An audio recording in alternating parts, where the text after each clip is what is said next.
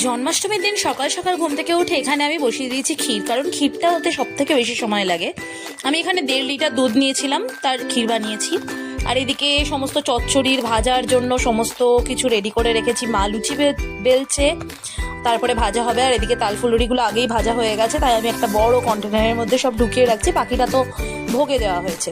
আর এই দিনটা আমাদের কাছে খুব স্পেশাল ছিল, কারণ এই দিন শুধুই যে ভোগ হচ্ছে বা পুজো হচ্ছে তা নয়, এই দিন আমাদের বাড়িতে মা লক্ষ্মীর প্রতিষ্ঠা হয়েছিল।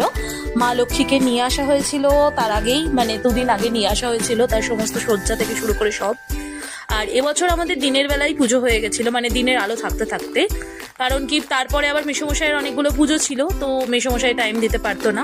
তোমরা কিন্তু জানিও আমাদের গপুকে এবং লক্ষ্মী মাকে কেমন লাগছে সাজানোর পর।